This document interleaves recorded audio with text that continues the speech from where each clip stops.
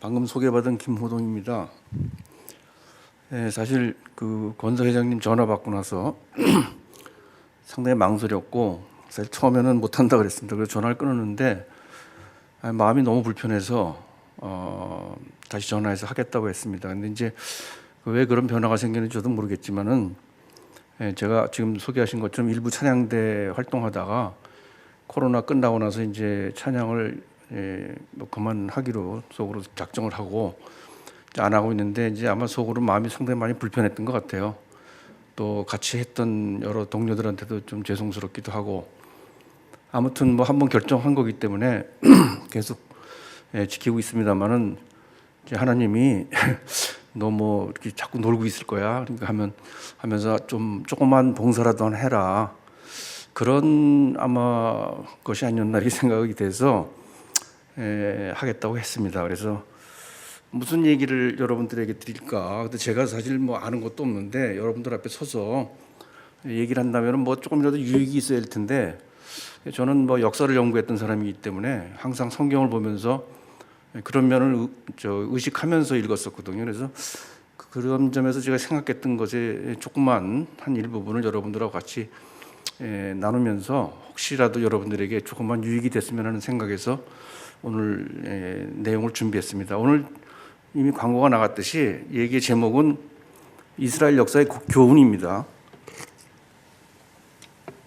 좀 제목 자체가 너무 딱딱해서 뭐 역사의 교훈이라는 게 항상 뭐 그렇죠. 근데 이제 제가 오늘 말씀을 준비하면서 너무 딱딱하지 않게 하려고 노력을 했습니다만은 뭐나 아는 게 없어서 뭐 어떨지 모르겠습니다. 여러분들이 너무 어렵지 않게 제가 하려고 노력했는데 내용 자체를 너무 깊이 들어가면은 아니 디테일하게 들어가면은 정리가 안 될 테기 때문에 여러분들이 구약 성경을 읽으면서 저도 그렇습니다만은 뭐 사실 정리가 잘 안 돼요. 하도 복잡하고.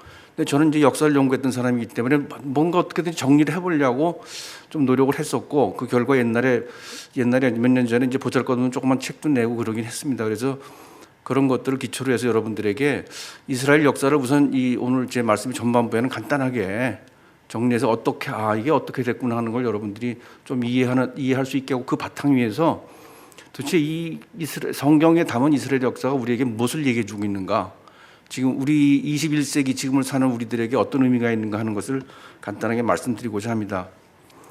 여기 안 보이나? 예. 성경에 기록된 이스라엘의 역사, 이제 성경이라는 것과 이스라엘의 역사라고 하는 두 가지를 우리가 생각해 봐야 되는데 사실 이스라엘의 역사라는 게 고대 로마 제국 시대에 혹은 뭐 그리스 시대에 어떤 여러 자료들이 있어도 이 이스라엘이라는 조그만 나라의 역사에 대해서 자세하게 기록된 것이 없습니다. 거의 뭐 아주 단편적인 것만 제외하는 건 없어요. 그렇기 때문에 성경에 기록된 것이 가장 자세하고 뭐 거의 유일하다고 할 정도로 그런 역사적인 기록입니다. 그래서 우리 이 성경을 통해서 이스라엘 민족의 고대 역사를 우리가 알 수가 있어요. 참고로 요세푸스라는 사람이 유대 고대사 혹은 뭐 유대 전쟁사 이런 책들을 쓴 게 있습니다. 1세기 후반에 살았던 사람인데 그 사람이 그거를 읽어보면은 사실은 뭐 뭔가 새로운 얘기가 있을까 읽어봤었는데 읽어보면은 사실 거의 다가 구약에 나오는 내용들이에요. 그러니까 구약에 나오는 내용들을 정리한 것이지 그 사람이 그 당시에 뭐 새로 연구해서 새로운 자료를 가지고 쓴 것이 거의 없습니다. 그만큼 성경이라는 것은 이스라엘 민족의 역사를 아는데 필수적이고 아마 거의 유일무이하다시피 할 정도의 그런 책입니다. 근데 성경이라는 것을 제가 여러분들도 마찬가지지만은 읽으면서 특히 구약 같은 걸 읽으면서 이건 역사책 같아요. 옛날에 누가 뭐 어떤 일이 있어. 물론 처음에 창조설화부터 시작되는 초기에는 뭔가 좀 전설적인 얘기, 역사적인 것과는 좀 거리가 멀어 보이지만은 어느 시대인가 예를 들어서 뭐 아브라함 이후의 시대로 내려가면 사실상 과거에 역사적으로 존재했던 인물들의 기록이란 말이에요. 그게 얼마나 정확하냐고는 이제 뭐 차치하고라도 일단은 역사적인 기록이에요. 그래서 성경이라는 것은 특히 구약은 역사서로서 히스토리로서의 그런 측면이 있습니다. 잠깐 제가 시계가 있군요. 측면이 있어요. 그래서 그 역사라는 건 뭐냐면 인간의 활동을 기록한 내용이 바로 역사의 기록이에요. 역사서예요. 그래서 성경이라고 하는 것은 하나의 측면이 그런 측면이 있고 또 다른 하나의 측면이 있습니다. 그 또 다른 하나의 측면은 뭐냐면은 경전으로서, 즉 하나님의 말씀을 기록한, 또 하나님이 구체적으로 인간에 대해서 어떻게 역사했는가의 그 내용을 기록한 측면으로서의 성경이 있어요. 그러니까 성경에 두 가지 얼굴이 있습니다. 그래서 읽을 때마다 이 두 가지 얼굴이 동시에 저희들에게 이렇게 드러나요. 그래서 저희들은 때로는 역사적인 측면에 이렇게 귀를 기울이도 했다가 그 속에 담긴 또 경전으로서의 그런 측면에 또 한번 생각도 하게 되고 하는데 모순되는 측면을 가끔씩 우리가 봐요. 뭔가 이게 우리가 잘 해결이 안 되는 거예요. 즉 역사서라면은 이해가 되지만은 경전으로서는 좀 불가해한 그런 측면들이 있는가 하면 반대로 이것이 종교적인 경전으로서는 이해가 됩니다만은 역사적인 사건을 기록한 것으로서는 좀 이해가 안 되는 이런 면들이 있어요. 수도 없이 많은 예가 있을 겁니다. 여러분들이 읽으면서 겪었을 텐데 제가 그냥 예를 들어서 제가 처음에 구약 성경을 읽었을 때 너무 충격받았던 것이 가나안 정복할 때 여리고와 아이성에 있는 사람들을 모두 전멸시킨 거예요. 왜 그렇게까지 했어야 됐을까? 물론 이제 하나님께 바친다는 어떤 여러 가지 종교적 의미를 우리가 차치하고라도 그 자체는 종교적인 측면에서 그렇게까지 잔인하게 했어야만 되는가 하는 그런 생각. 왜냐하면 경전이라고 하면 그렇지 않습니까? 권선징악, 좋은 거 잘해주고 착한 사람들, 불쌍한 사람들 살리고 이런 건데 이건 아이고 뭐 동물이고 노인이고 그걸 다 죽여버렸어요. 자, 이거 어떻게 되냐? 근데 역사적으로는 그런 예는 많습니다. 어느 도시를 정복하거나 어느 성을 정복하면 싹 다 죽여요. 아주 살육해버려요. 제가 전공하는 몽고제국 시대 보면 그런 현상이 너무 많이 나타나요. 그러니까 역사적으로는 이해가 되는데 종교적으로는 꼭 그래야 됐을까 하는 의문을 갖게 되는 반면에 또 역사적으로는 이해가 안 되지만 종교적으로는 이해할 수 있어요. 예를 들어서 뭐 수많은 이적들이 나와요. 뭐 홍해가 갈라진다든지 이런 건 뭐 너무나 유명하지만 정말로 제가 이해 안 됐던 건 하늘에 해와 달이 하루 동안 서 있었던 거예요. 그게 어떻게 과학적으로 가능하겠습니까? 예? 근데 뭐 어떤 사람들은 또 그것이 가능하다고 또 설명하는 사람도 있어요. 근데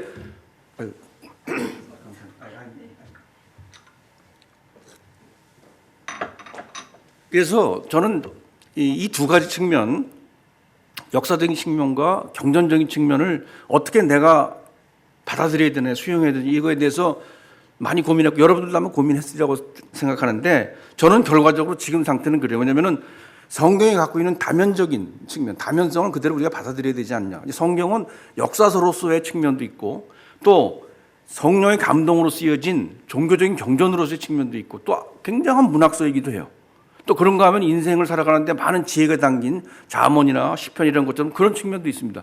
다시 말해서 성경이 갖고 있는 다면적인 측면을 그대로 우리가 인정을 해야 되고 두 번째는 그런 다면성 간에 존재하는 그런 여러 가지 충돌과 모순에 대해서 우리가 굳이 하나하나 그것을 화해시키려고 노력을 한다는, 무리하게 노력한다면 오히려 거기서 잘못될 수도 있고 위험하고 무리가 생길 수 있다는 생각이에요. 그래서 저는 예를 들어서 우리가 지금 여러분들이 아는 코로나 이 바이러스 생물도 아니고 무생물도 아닌 이런 존재에 대해서도 우리가 잘 모르는 현재에 예를 들어서 우주 만물이 어떻게 돌아가고 어떤 원리에 의해서 만들어지는 거에 대해서 과연 우리가 다 설명할 수 있을까요? 그건 못한다고요, 사실은. 그렇지만 그렇다고 해서 또 우리가 일상적으로 일어나는 일상생활, 예를 들어서 그런 것을 모든 이적의 기초에서 기이한 현상의 기초에서 살아갈 수는 없어요. 앞에서 차가 달려오는데 분명히 이적이 일어날 거야 하고 나 안 비키고 있으면 나는 사망할 수 있어요. 그러니까 이런 일상적으로 생기는 이런 모순을 그대로 인정하고 성경이 성경 자체대로 우리가 받아들이도록 노력해야 된다고 생각을 하는데요. 그런 측면에서 이스라엘의 역사를 한번 같이 여러분들하고 얘기를 해볼까 싶습니다. 이스라엘의 역사는 한마디로 제가 봤을 때는 고난과 회복의 역사예요. 딱 그냥 한마디로 줄이면. 근데 이거는 어느 집단, 어느 민족에 다 마찬가지예요. 우리나라 한민족의 역사는 안 그렇습니까? 어느 민족이나 다 그래요. 그러니까 지구상에 있는 모든 개인과 민족의 공통적으로 나타나는 현상은 고난과 회복의 역사예요. 그런데 성경에 기록된 이스라엘 민족의 그 고난과 회복의 역사는 좀 독특한 면이 있어요. 다른 어느 민족의 역사에서도 성경에 나타나고 묘사된 이스라엘 민족과 같은 그런 묘사, 그러한 기록이 없습니다, 사실은. 뭐 중국에 있어서 중국 고대 민족의 역사에서 이런 어떤 하나님과의 끝없는 교류 속에서 혹은 그 갈등 속에서 빚어지는 것으로 이해를 했느냐면 그렇지 않아요. 그리스 로마 신화도 마찬가지입니다. 그럼 그 성경 속에 즉 역사적인 측면과 경전적인 측면을 갖고 있는 이 성경 속에 이스라엘의 역사가 어떻게 묘사되어 있는가, 그 고난과 회복의 역사가 어떻게 기록되어 있는가를 여러분들하고 한번 얘기해 보려고 하는데요. 의문은 이겁니다. 왜 고난이 찾아왔어요? 왜 고난을 겪어야 했는가? 이스라엘 민족은. 두 번째로는 왜 어떻게 그리고 회복이 됐는가?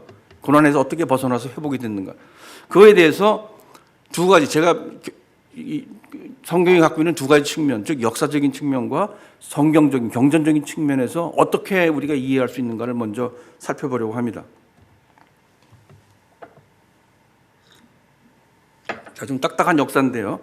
이게 너무나 많은 얘기들이 너무나 긴 역사이기 때문에 그냥 간단하게 줄여서만 밑에 여기 보시면은 빨갛게 네 군데로 돼 있어요. 그러니까 저도 이걸 연대 외우는 게 쉽지 않아서 딱 그냥 500년 단위로 나눠보세요. BC 2000년, BC 1500, BC 1000년, BC 500 그리고 예수님 태어나시는 기원 전후한 시기 네 시기로 나눠보면 편해요. 물론 약간의 편차가 있지만은 BC 2000년이 아브라함이 가나안으로 들어가는 즉 우르 땅을 떠나서 가나안으로 들어가는 시기하고 대충 맞아요.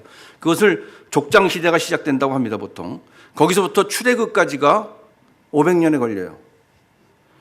BC 1500년, 지금부터 3500년 전입니다. 1500년, BC 1500년에 가나안으로 들어간 다음에 소위 얘기하는 사사시대가 열려요. 사사기가 나오는 시대입니다. 그로부터 다시 500년이 지나서 다윗 왕이 출현하면서 왕정시대가 열려요. 다윗을 이어받은 솔로몬이 예루살렘에 성전을 짓습니다. 그래서 일반적으로 기독교에서는 이것을 그 교회사에서는 제1성전 시대라고도 불러요. 그리고 그것이 두 차례에 걸친 북부 왕국과 남부 왕국이 멸망되면서 성전이 파괴돼요. 바빌론에 의해서 성전이 파괴되고 그 포로로 다 끌려가게 되는데 그 다음에 페르시아에 의해서 페르시아 제국에 의해서 회복이 되면서 돌아오게 됩니다. 그래서 제2의 성전을 건설하게 되죠. 여러분들 아마 이거 다 아시는 내용일 거예요. 다만 지금 제가 연대적으로 설명을 해서 그렇지. 이 제2의 성전이 다시 로마군에 의해서 AD 70년, 기원 후 70년에 파괴됩니다. 이건 예수님 사망하신 뒤에요. 사망하신 뒤에 이스라엘에서 유태인들이 반란이 일으켜서 반란이 진압되는 과정에서 로마군이 들어와서 성전을 파괴하고 끝이 나버려요. 이것으로서 성전은 끝입니다. 예루살렘 성전은 더 이상 만들어지지 않고 지금도 없어요. 그러니까 이때 일단 구약 시대를 크게 이렇게 그 몇 개로 구분지어서 볼 수 있고 자세한 내용들은 여러분들이 뭐 나중에 보셔도 되지만 이렇게 우선 큰 틀만 머리에 갖고 한번 살펴보겠습니다. 이 지도인데요. 이 지도는 제가 그때 조그만 책을 하나 만들면서 제가 이렇게 준비해서 만들던 지도가 있어서 오늘 여러분들에게 이제 강의 도중에 좀 쓰려고 몇 개 가져왔습니다만은 여러분들이 보시다시피 이게 이제 중동 지역이에요. 중동 지역에 제가 이거 클릭하는 게 보입니까 이게? 예, 요 부분이 이제 이스라엘이에요. 그래서 가나안 땅이라고 하는 이 지역인데 작기도 작을 뿐만 아니라 규모가 이게 사실은 한반도가 외세침이 많았다 그러지만 그래도 한반도는 대륙에 구석쟁이 있고 이쪽으로는 바다밖에 없어요. 바다에는 일본이 있으니까 좀 그렇긴 했지만 그래도 일본이 뭐 초기에는 그렇게 괴롭히지 않았잖아요. 나중에 이제 뭐 임난 이후에 그렇게 된 거지. 여기 보면은 여기는 온 사방이 다 열려 있습니다. 지중해에서부터 시작해서 서아시아에 있는 강대한 세력, 남쪽에는 에집트 이런 세력들이 보면 다 일찍부터 고대 문명을 만들었던 거예요. 굉장히 강력했던 제국들이 출현했어요. 그렇기 때문에 이스라엘은 처음부터 외세에 시달릴 수밖에 없는 문명이에요. 자, 이런 여러분들이 그 위치를 보시고 먼저 간단하게 그냥 훑어나가겠습니다. 이건 뭐 다 아시는 얘기일 테니까 족장 시대에서 출애굽까지 기원전 2100년에서 1500년까지인데 대체로 우리나라 동아시아 친다 중국의 하나라 3대라서 상주, 하은주 3대가 있는데 하나라 그러니까 제일 오래된 시대예요. 왕조 시대 중에서. 뭐 심지어 이건 전설적이라고 하는 사람도 있지만은 아무튼 제일 오래된 그 하나라의 건국이 대체로 한 2000년 정도니까 아브라함이 가나안 땅으로 들어갈 때가 유사해요, 사실상. 그래서 족장 시대에서 출애굽까지가 이제 아브라함, 이삭, 야곱, 요셉에서 결국은 모세로 이어지는 이 시대입니다. 예. 우르에서 나와서 가나안으로 들어가서 다시 에집트로 들어가죠. 이거는 뭐 카라바지오라는 사람이 이게 아마 그림 보신 우피지 피렌체에 있는 박물관에 있는 이삭을 잡는 이런 그림입니다. 그냥 참고로 여러분 보시라고 가져왔고. 그래서 이제 400년에 걸친 에집트 포로 생활, 노예 생활을 한 다음에 빠져나오죠. 이게 뭐 어떻게 나왔냐에 대해서 루트에 대해서 여러 가지 설이 있습니다만 아무튼 여기는 아닌 것 같아요. 홍해가 쫙 갈라진 이건 아닌 것 같고 여기서 왜냐하면 홍해라는 게 그 히브리어로 얌수프라고 부릅니다. 얌수프. 얌이라는 게 바다고 수프라는 것은 갈대예요. 갈대가 영어로 reed죠. reed, R-E-E-D인데 이게 red하고도 통해서 뭐 옛날에 그랬던가 봐요. 그래서 히브리어에서도 그래서 나중에 이게 reed, sea of reed인데 이게 sea of red로 돼서 그래서 사실은 여기도 얌수프라고 불렀고 여기도 얌수프라고 불렀어요. 옛날에 고대 히브리인데. 근데 아마도 이렇게 해서 이쪽으로 이 호소지대를 지나서 지금은 이제 수에즈 운하가 있습니다만 이렇게 해서 물이 갈라지는 그런 이적을 경험하면서 들어오게 되죠. 들어와 가지고 여기 이제 시나이 바다 남쪽으로 올라갔다가 여기 가데스 바네아라는 데까지 올라갑니다. 이게 바로 이스라엘 땅, 가나안 땅의 가장 남쪽 끝이에요. 뭐 그 사실 범위를 벗어난 것이지만 여기서 여러분들이 알다시피 각 지파의 대표들을 모아서 12명의 소위 정탐꾼을 보내요. 오로지 두 사람만 거기서 정복이 가능하다고 했죠. 그게 이제 뭐 갈렙과 여호수아 두 사람인데 12사람이 12지파입니다. 그래서 갈렙은 그 유다 지파, 그다음에 여호수아는 에브라임 지파를 대표하는 두 사람인데 두 사람만 빼놓고 나머지는 다 안 된다고, 뭐 거기 가면 굉장히 사람들이 무섭고 키가 크고 뭐 거인들이 있고 이런 얘기는. 그래서 결국은 그것 때문에 여호와의 진노를 사서 다시 돌아와서 40년을 유랑을 하면서 모세까지 포함해서 모두 다 죽습니다. 그 시대에서. 그래서 나중에 40년이 지난 다음에 이제 올라가서 느보산이라고 있어요. 여기 느보산에서 모세가 느보산 위에 올라가서 가나안 땅을 보면서 자기는 못 들어가요. 그러면서 마지막 그 비가 애가를 부르고 죽게 됩니다. 그러고 나서 가나안 정복이 시작이 돼요. 가나안 정복을 한 다음에 12지파가 땅을 나눠요.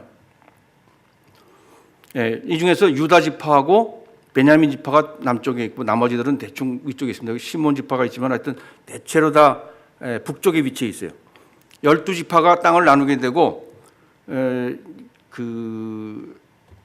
그래서 이제 우리가 이때까지 말하자면은 처음에 아브라함이 가나안으로 들어갔다가 에집트 생활을 하고 그다음에 다시 나와서 탈출했다가 또 시내 광야에서 40년을 방랑을 하고 가나안으로 이주하기까지 이런 패턴, 이 고난의 원인을 우리가 성경에서 그런 성경적인 측면 말고 역사적으로 우리가 해석을 해본다면은 자연재해, 그다음에 기근, 그다음에 집단 내 분쟁 때문에 이런 일들이 벌어진다고 해석할 수가 있어요. 그렇게 해석해도 무방합니다. 근데 성경적으로는 좀 달리 해석이 되죠. 여호와에 대해서 범죄를 저질러요. 믿지 않고 우상 숭배를 하고 이런 것들이 징벌을 내려서 결국은 여호와의 진노를 사게 되고 그 결과 이런 고난을 겪게 되는 거예요. 그럼 회복은 어떻게 이루어지느냐? 역사적으로는 만약 역사학자가 그걸 쓴다 그러면은 군사적인 반란을 일으켰어요. 에집트의 파라오에 대해서. 그리고 거기서 탈출해서 광야 생활하면서 군사적으로 단련을 하고 집단적인 결속을 이루어서 가나안 정복에 성공하는 새로운 땅, 새로운 정복지를 만드는 역사적으로 설명이 가능해요. 근데 이것을 성경적으로는 어떻게 보냐면은 하나님과의 약속이 회복이 된 거예요. 하나님의 언약을 믿고 그 믿음에 대해서 하나님께서 가나안 땅을 주시는 그 약속이 실현되는 과정으로 보는 거예요. 그러니까 똑같은 현상을 두고 성경에서 어떻게 얘기를 하고 우리가 어떻게 이해를 할 수 있는지를 여러분들에게 지금 두 가지 측면에서 보여드리는 겁니다. 이제 사사시대로 들어가요.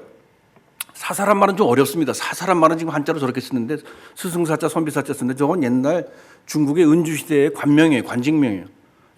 영어로 저지라고 그러는데 사실 판관의 역할이 있습니다. 왜냐하면 율법을 가지고 모세가 준 율법을 가지고 각 지파의 말하자면 리더들이 분쟁이 생기면 가서 처리하고 판단을 내리고 하는 그 역할들을 하지만은 사실은 어떤 위기 상황이 닥쳤을 때 그 지파에 있는 사람들을 끌고 가는 군사적인 지도자이기도 해요. 그런 사람들이 사사입니다. 히브리어는 쇼페르라고 부르는데 아무튼 번역은 이렇게 했어요.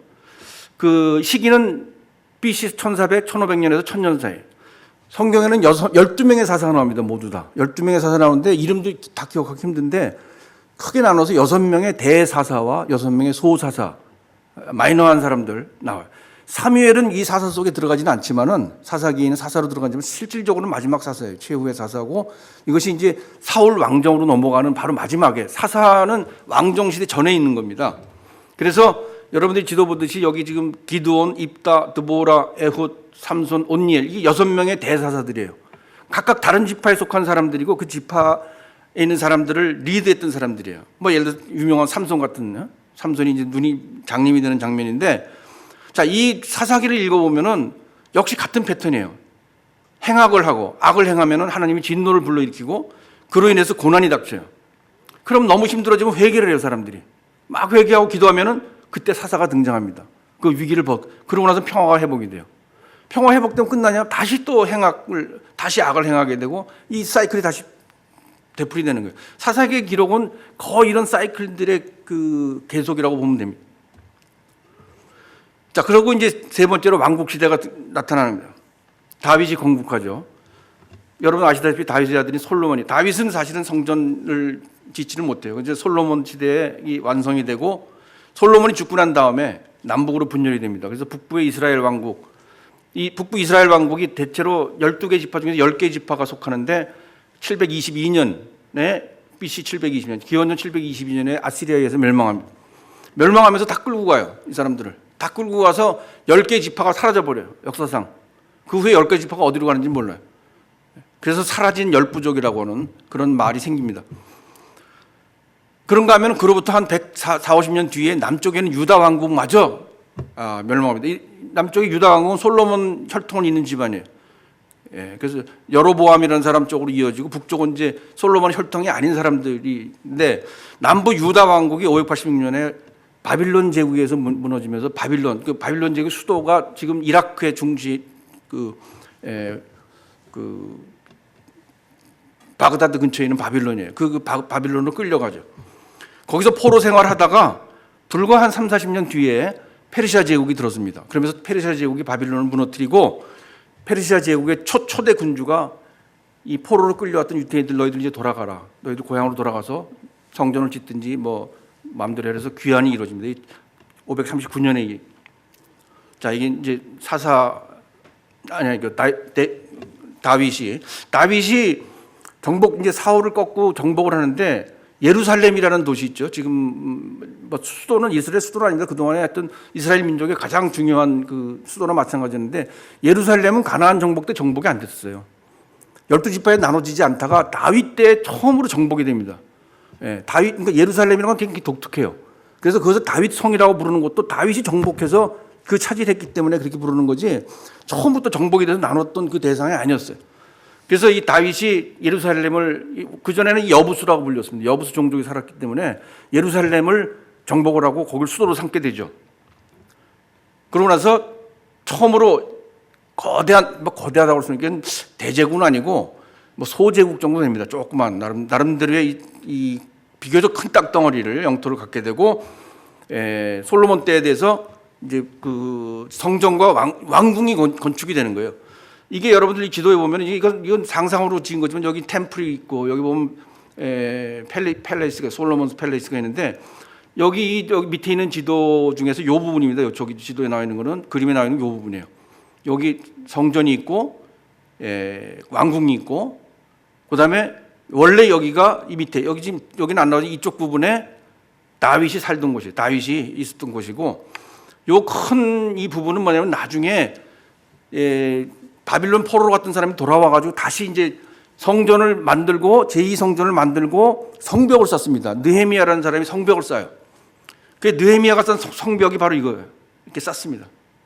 그래서 예루살렘이 옛날에 비해서 좀 더 큰 규모로 이제 사람들이 아무래도 많아지니까 확장이 되는 거죠. 이래서 성전이 만들어지고 이것이 솔로몬이 죽은 다음에 지금 아까 말씀드린 것처럼 이스라엘 왕국과 유다 왕국으로 나눠져요. 자, 이게 아시리아 제국입니다. 지금 시리아라는 나라는 별로 크지도 않아요. 그렇지만 시리아는 아시리아라는 말, 아수르라는 말에서 나왔어요. 시리아 제국이 상당히 강력한 제국이죠. 그래서 이 보면 요나로 하여금 니느웨에 가서 뭐 전도하라 그랬더니 자기 싫다고 도망갔다. 결국 고래 뱃속에 들어오고 이런 일을 여러분이 아실 텐데 이 아시리아의 니느웨 큰 성에 가서 전도하라는 그 바로 아시리아입니다. 이 바빌론 제국이에요. 바빌론 제국은 아시리아를 무너뜨리고 등장한 건데 대단한 제국이죠. 바빌론 제국. 바벨이라는 말이 여기 바벨탑이 여러분들이 바빌론 제국의 상상도인데 실제로 독일에 가서 여러분들 페르가몬 박물관 이런 데 가보신 분은 이거 봤을 거예요. 저도 아주 오래전에 가서 보고 굉장히 경악을 했는데 그 정교함과 그 아름다움과 그 규모 이게 뭐냐면은 바빌론시로 들어가는 정문에 있었던 이슈타르라는 성문이에요.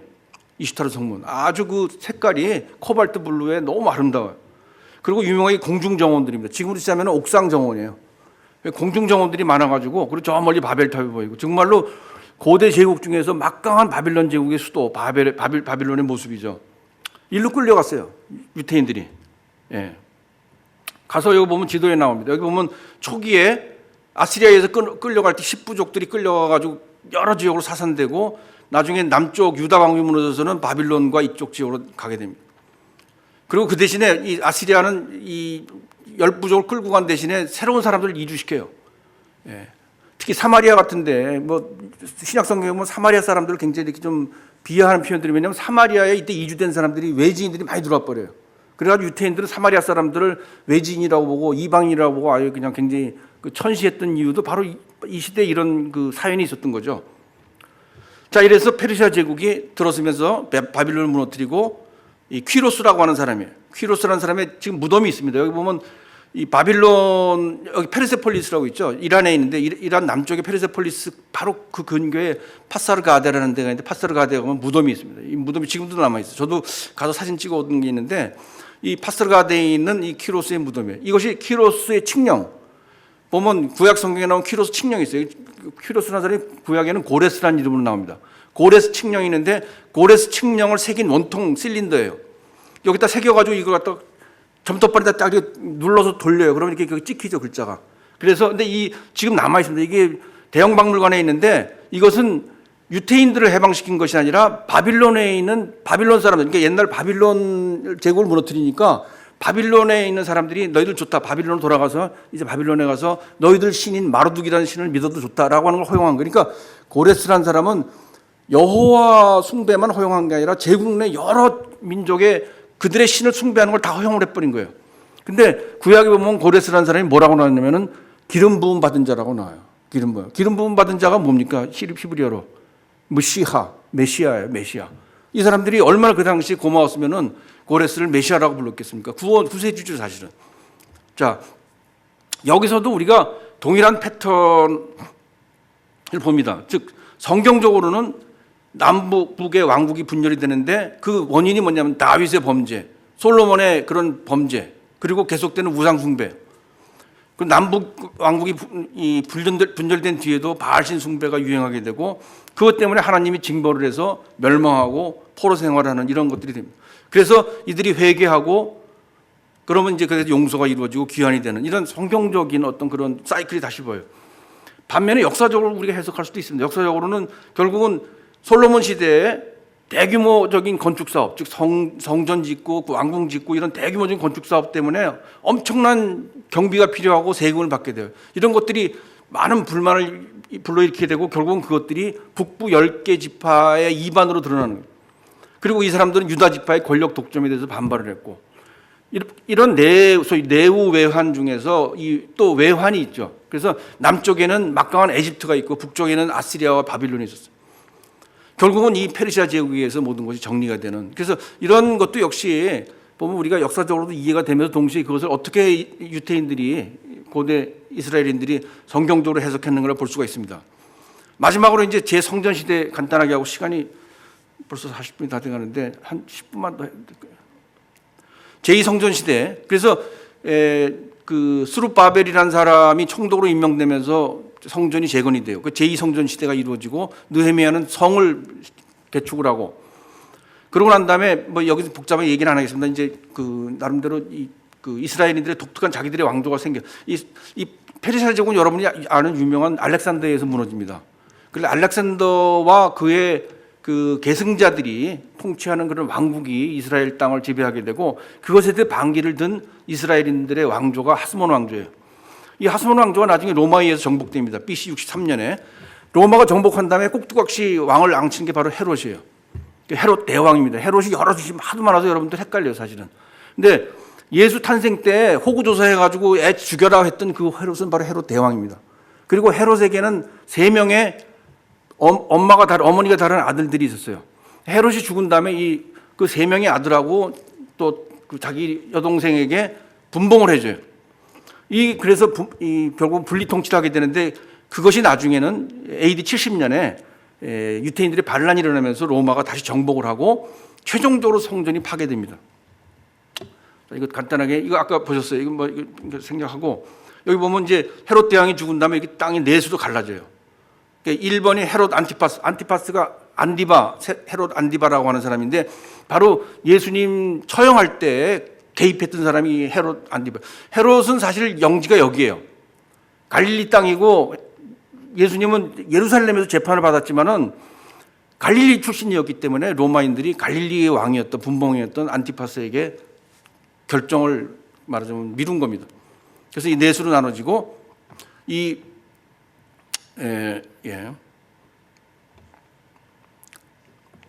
유명한 이 마사다라는 요새요. 다시 말해서 로마군이 AD 70년에 들어왔을 때 70년에 들어와가지고 다른 지역 다 점령한 다음에 이 마사다라는 이 요새를 점령한 것도 3년을 포위를 합니다. 3년을 포위를 했는데 결국은 이 안에 있는 사람들이 견디다 못해서 967명이라고 그러는데 이 사람들이 서로 제비뽑기를 해서 결국은 다 죽여요. 서로 죽고 마지막에 있는 사람이 자기 목숨 끊고 다 죽는데 이 기록을 사실은 이 내용을 요세푸스라는 사람의 역사서에 아까 얘기했던 그 사람의 나오는데 이 요세푸스라는 사람은 마사다는 아니었는데 다른 지역에서 하다가 제비 다 죽이고 나서 자기는 안 죽어요. 뭐 안 죽은 건지 못 죽은 건지 모르겠습니다만 그래서 이 사람은 아주 계속해서 배신자로 낙인 찍히고 아주 역사적인 오명을 받게 되는데 이 마사다라는 곳은 지금도 이스라엘 군인들이 입대를 하게 되면 반드시 이곳에 가서 성지순례하듯이 참배하는 곳이라고 합니다. 자, 이래서 로마가 이 예루살렘을 함락하고 성전을 파괴해요. 그 했던 장군 이름이 티투스라고 하는 장군입니다. 티투스 장군인데 티투스가 돌아간 다음에 이 승리를 기념하기 위해서 개선문이 만들어져요. 여러분 콜로세움 여기 가신 분들 옆에 있는 로마 포럼이라고 있어요. 포럼에 세워진 이 큰 이 개선문이 바로 티투스 장군이 예루살렘 함락하고 성전을 파괴하고 이 개선문 안에 새겨진 겁니다. 이 새겨진 거면 여기 이걸 메노라라고 불러요. 제단에 쓰는 이 촛불인데 일곱 가지로 돼 있죠. 이걸 갖다 끌고 가는. 그래서 성전에 있는 기물들이 은과 금으로 된 모든 기물들이 로마로 끌려가서 결국은 사라지게 되는 겁니다. 그 후로 디아스포라 2000년의 역사가 계속이 돼요. 유태 민족은 각지로 흩어졌고 이슬람의 지배를 받는 서아시아 지방에서는 그 사람들의 종교는 인정받아요. 왜냐하면 이슬람을 믿는 무슬림들도 자기들도 경전을 갖고 있고 유태인들도 경전을 갖고 있다고 생각해요. 그래서 경전의 백성이다 이렇게 해서 경전을 갖고 있는 백성에 대해서 인정을 해줘요. 대신 인두세는 물어야 됩니다만 아무튼 그래서 그 성전이 파괴되고 이 사람들이 유태인들이 지을 새도 없이 이슬람 무슬림들이 그 땅을 정복하면서 거기다가 자기들의 모스크를 짓죠. 이게 바로 바위의 성전이라고 하는 겁니다. 바위의 성전. 이 바위의 성전이 저도 오래전에 여기를 직접 들어가 본 적이 지금은 아무도 못 들어가요. 지금은 못 들어가는데 그때는 들어가겠어요. 안에 보면은 큰 바위가 있고 바위에 유리로 이렇게 덮어놨어요. 그게 모리아산에서 아브라함이 이삭을 뵈려고 했던 바로 그 곳이라 그래요. 그리고 거기에 바로 근데 그 지점에서 그러니까 유태인에게는 성지죠. 근데 바로 무슬림들에게도 이 지역이 성지인 게 아브라함이 무하마드가 꿈을 꿨는데 하루는 꿈속에서 바로 이 지점에서 자기가 하늘로 승천하는 꿈을 꿨어요. 그래서 메카 이후에 제2의 성지가 여기가 됐습니다. 그래서 무슬림들이 이곳에서 짓고 지금 우리가 갈 수는 있어요. 여러분들이 예루살렘 간 사람들은 여기는 이 회랑을 통해서 들어가요. 그래서 엄청나게 삼엄한 그런 조사를 받고 들어가서 이걸 구경하게 되는데 여기 있는 벽이 바로 통곡의 벽이라는 거예요. 서벽, 웨스턴월이라고 하는 건데 이 아까 제가 복구됐을 때 느헤미야가 복구했던 그 예루살렘 성의 서쪽 벽만 남아 있어요. 근데 이 벽이 나중에는 뭐 완전히 이슬람 치하가 돼서는 쓰레기터가 됩니다. 모든 오물이니 뭐 쓰레기를 다 버리고 해서 아주 지저분해졌다가 오스만 제국의 술레이만이라는 술탄이 있는데 술탄 때에 이 유태인들에게 이곳에 가서 자기들의 종교적인 것을 표현할 수 있게 허용을 해줘요. 그래서 그 후로 이게 통곡의 벽이 돼서 지금까지도 남아 있습니다. 근데 지금도 못 짓는 거죠. 지금 무슬림들의 땅이 됐기 때문에. 자, 그러다가 결국 2000년 뒤에 유대인 국가가 탄생하게 됩니다. 1948년 탄생을 하게 되고 초대 수상인 벤구리온이 독립선언서를 낭독하는 장면이에요. 결국은 이 고난과 회복의 사이클은 반복이 됐고 2000년에 걸친 긴 고난과 시련이 이렇게 해서 끝난 20세기 여러분들 이 영화도 본 사람이 저도 옛날에 봤는데 1960년대 나온 폴 뉴만이 주인공이었던 이 엑소도스라는 영화가 있었어요. 굉장히 감동 있게 봤는데 과연 이 엑소도스로 이제 모든 이스라엘의 고난은 끝난 걸까 모르죠. 앞으로 더 봐야죠. 이 사람들이 또 어떻게 여호와의 진노를 사서 또 될지 모르겠습니다만은 시간이 많이 빨리 하겠습니다. 회복은 어떻게 가능하게 됐는가? 회개, 즉 하나님의 약속에 대한 믿음 때문에 그 약속이 존재한다는 사실을 어떻게 믿을 수 있었는가? 유대민족들은 약속을 보여주는 상징이 있었기 때문이에요. 상징. 이 상징물은 성경적일 뿐만 아니라 역사적입니다. 세 가지가 있는데 시기적으로 처음에 언약궤가 있어요. 여러분들도 안 할 텐데 언약궤는 이 신약왕에 40년 유랑할 때 항상 앞세우면서 다녔고 가나안 정복할 때도 앞세웠고 사사시대에도 이것을 뺏기지 않으려고 한 번 뺏긴 적이 있어요. 뺏겼다가 뭐 온갖 독종이 일어난 다음에 결국은 돌아왔는데 이 언약궤에 세 가지가 있습니다. 예? 모세가 받은 십계명, 그다음에 만나, 그다음에 아론의 싹난 지팡이, 이 세 가지가 있어요. 이 세 가지를 이 안에다 집어넣고 여기 뭐 이렇게 했는데 케루빔이라고 하는 이런 천사가 이것을 호위하고 있는 이것을 항상 들고 다녔어요. 이것이 성전이 만들어지면서 예루살렘 성전이 만들어지면서 성전의 가장 안쪽 지성소라고 부르는 지성소 안에 안치가 돼요. 그래서 이제 아무나 못 봐요. 제사장이 아니면 못 봐요. 제사장도 1년에 한 번 들어가서 열어보는 거예요. 아무나 볼 수 없는 언약궤 대신 이 성전이 이 하나님과의 언약의 상징으로 자리 잡게 돼요. 이거 성전이 파괴되면 다시 지려고 그러는 거예요. 자꾸 지려고. 그런데 이 성전이 파괴됐어요. 마지막 결국은 로마군에서 파괴됐어. 2000년 동안 유랑하는 동안 그럼 이 사람들의 상징은 뭐냐? 상징은 바로 경전입니다. 토라. 이 토라인데 토라가 우리 얘기하는 이제 우리 구약이라고 그러잖아요. 구약을 히브리인들은 타나크라고 부릅니다. 타나크는 토라, 나비임, 케투빔 이 세 가지의 앞머리 글자를 딴 거예요. 토라는 모세 오경의 율법서고 나비임은 나비라는 말은 예언자라는 뜻입니다. 나비임은 복수형인데 예언서고 케투빔이라는 것은 그냥 책이라는 뜻이에요. 그래서 성문서라고 번역하는데 이 하나님의 말씀이 기록된 이것이야말로 이 사람들의 오로지 믿고 갈 수 있는 성전도 없어요. 오로지 말씀만인데 말씀이 기록된 이 토라를 갖고 이 사람들이 견뎠던 거예요. 이거 말고 뭐 탈무드나 이런 것들은 그 부연적인 것들입니다. 그러니까 여기서는 제가 설명 안 하고요. 그래서 유태민족은 2000년 동안 흩어져 사는 동안에 온갖 사람들하고 다 섞였겠죠. 혈연적으로. 유태인은 종족 공동체가 아닙니다. 유태인은 경전 공동체. 그러니까 토라라는 경전을 하나님과 여호와의 약속을 기록한 그 경전을 믿는 사람들의 공동체예요. 여러분들 내가 그래서 이 사진은 여러분 이스라엘 가보면은 사람들의 피부 색깔이고 뭐고 너무 달라요. 다 종족적으로 우리처럼 비슷하지가 않습니다. 이거는 왜냐하면 경전 공동체이기 때문에 그래요. 그래서 현대 이스라엘, 지금 이스라엘 사람들 이스라엘 말하는데 이스라엘 말이 어떻게 된 각자 이 사람들은 뭐 러시아인 사람들은 러시아 말했고 과거에 유럽에서는 불란서나 뭐 각자 다른 말 했어요. 이집트인 사람들은 이집트 했고 이 사람들이 지금 들어가면 다 똑같은 이스라엘 말이에요. 그게 어떻게 된 거냐? 바로 여기는 엘리에제르 벤 예후다라는 사람이 현대 이스라엘어를 만들었어요. 어떻게? 이 경전에 쓰여진 언어를 가지고 재복원을 한 거예요. 아무도 말로서 콜로키얼로서 구어로서 말하지 않던 거를 이 사람의 필생의 그 업적이에요. 이건 뭐 국가에서 지원한 것도 아니고 오로지 이 사람 혼자의 노력으로 처음에 애들부터 가르치기 시작해요. 조그마한 소학교에서 유치원에서. 그래서 이것이 퍼져나가면서 결국 지금 현대 이스라엘어가 됩니다. 그러니까 현대 이스라엘의 탄생, 현대 이스라엘어의 창제는 경전이 없다면 불가능한 거예요. 경전이 있었기 때문에 가는 거예요. 그만큼 경전, 성경의 중요성을 우리가 알 수 있는 거고요. 이 경전의 중요성은 종교개혁의 주인공인 마르틴 루터를 통해서도 다시 나타납니다. 마르틴 루터가 그 당시까지 라틴어로 번역만 돼 있어요. 라틴어로 번역되기 때문에 아무나 못 읽어. 그것을 이 사람이 독일어로 번역합니다.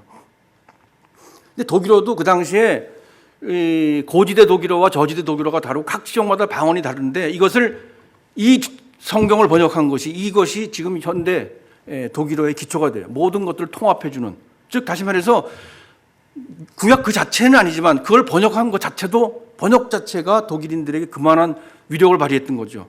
이 사람이 얘기했던 그야말로 솔라 스크립투라라고 5개 솔라 중에서 가장 선두에 나오는 오직 경전이라고 하는 그것의 우리 위력을 알 수가 있는 거죠. 한국 개신교도 여러분들이 들고 있는 것도 사실 긴 역사가 있어요. 얘기하기 좀 그렇지만은 아무튼 카톨릭에서는 이게 없었어요. 개신교가 들어오면서 한글 우리 번역 성경들이 나오기 시작한 겁니다. 그래서 1882년 처음으로 누가복음이 번역이 돼요.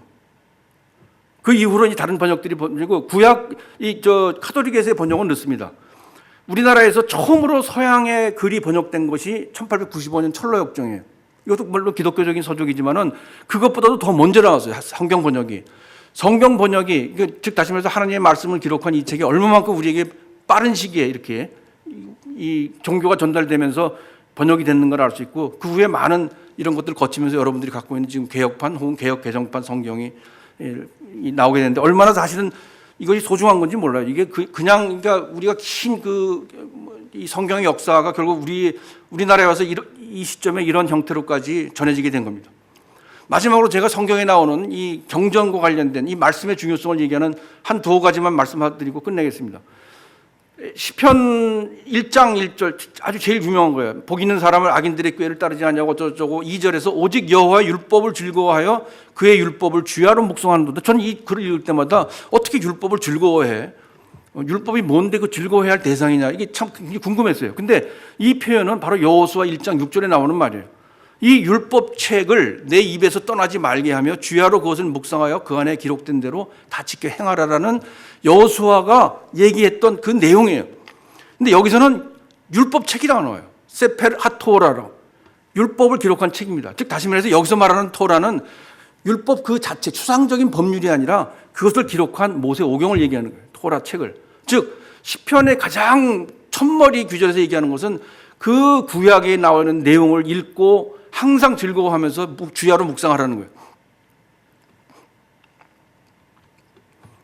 그리고 이 마태복음에 여러분들 뭐 다 아시는 얘기지만 그 예수님께서 광야에서 시험 받으실 때 그 사탄에게 한마디, 기록되었을 때 사람이 떡만으로 살 것이 아니라 하나님의 입으로 나오는 모든 말씀으로 살 것이라 그랬어요.